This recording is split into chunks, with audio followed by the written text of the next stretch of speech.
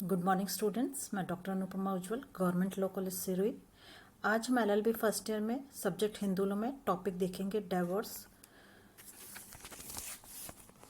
हमने क्लास में विवाह विच्छेद स्टार्ट कर दिया था। अभी तक हमारा जो कंप्लीट हो चुका है उसमें हमने सेक्शन 13(1) जिसमें पति व पत्नी किन आधारों पर विवाह विच्छेद प्राप्त करने के अधिकारी माने जाते हैं वो हमारा कंप्लीट हो चुका था। आज हम उसके आगे देखेंगे जिसमें मैंने बताया था कि 13 सब क्लॉज 2 में पत्नी को कुछ विशेष आधार प्रदान किए गए हैं जिस आधार पर वह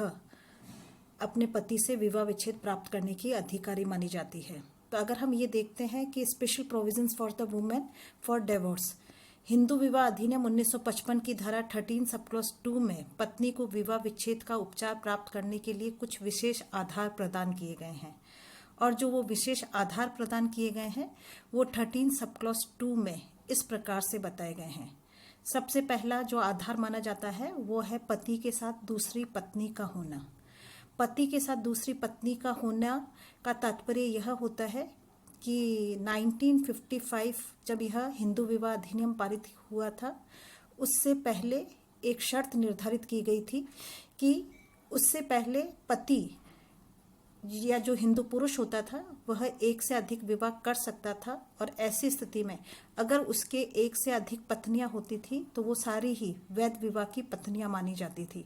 तो ऐसी स्थिति में अगर किसी भी पति ने 1955 से पूर्व अगर दूसरा विवाह किया है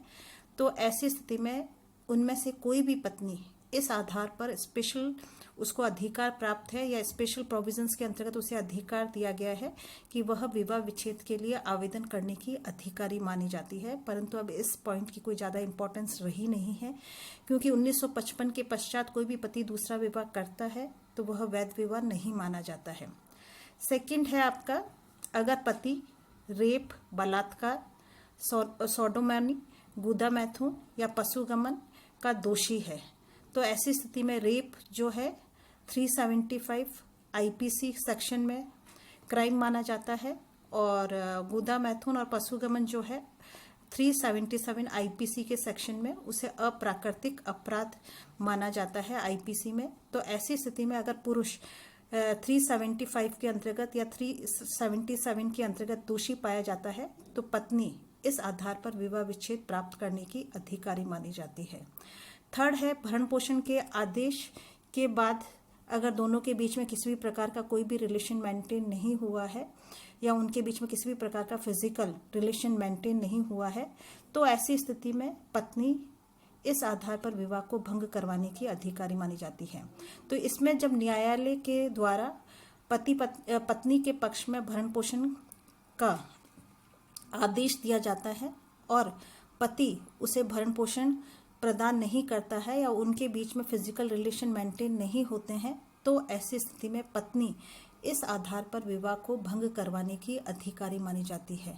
और लास्ट जो विशेष आधार है वो है पति द्वारा पत्नी द्वारा विवाह का निराकरण या ऑप्शन ऑफ प्यूबर्टी। इसका तात्पर्य जब मैंने आपको बताया था, जब विवाह की आवश्यक शर्तें बताई थी तब मैंने आपको बताया था कि सेक्शन 5 सब क्लॉज 3 में ये निर्धारित किया गया है कि विवाह के समय विवाह के पक्षकार जो होते हैं वह आयु के आधार पर सक्षम होने चाहिए। शारदा एक्ट में सबसे पहले विवाह की अधिनियम चाइल्ड मैरिज रेस्ट्रिक्शन एक्ट जो पारित किया गया था उसमें सबसे पहले विवाह की आयु निर्धारित की गई थी जिसमें यह निर्धारित किया गया था कि लड़का जो है वह 18 साल का होना चाहिए और लड़की जो है 15 साल की होनी चाहिए। 1955 में जब विवाह अधिनियम पारित किया गया उसके पश्चात इस आयु को बढ़ाकर लड़के के लिए 21 वर्ष और लड़की के लिए 18 वर्ष कर दी गई है। तो ऐसी स्थिति में अगर किसी भी लड़की का विवाह 15 वर्ष की आयु में हुआ है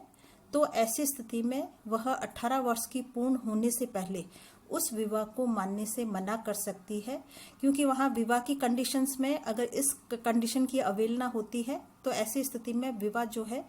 वैध ही माना जाता है और ऐसी स्थिति में केवल विवाह को संपन्न करवाने वाले जो व्यक्ति हैं वह दोषी पाए जाते हैं और उन्हें दंडित किया जाता है, परंतु विवाह के परिणाम पर किसी भी प्रकार का इफेक्ट नहीं होता है। यहाँ पर पत्नी को यह अधिकार प्राप्त होता है कि अगर उसका विवाह 15 वर्ष की आयु में हुआ है तो वह 18 वर्ष से पूर्व उस विवाह को मानने से मना कर सकती है। उसे कहा जाता है ऑप्शन ऑफ प्यूबर्टी, विवाह का निराकरण। इसमें यह जरूरी माना जाता है कि पत्नी के द्वारा विवाह का निराकरण करने से स्वतः ही विवाह भंग नहीं हो जाता है। ऐसी स्थिति में उसे कोर्ट में विवाह विच्छेद के लिए आवेदन करने का अधिकार प्राप्त हो जाता है और वह इस आधार पर विवाह को भंग करवाने की अधिकारी मानी जाती है। तो ये कुछ आधार हैं जिसमें पत्नी विशेष आधार पर विवाह को भंग करवाने की अधिकारी मानी जाती है। इसी के साथ ये टॉपिक कंप्लीट होता है। नेक्स्ट हम बात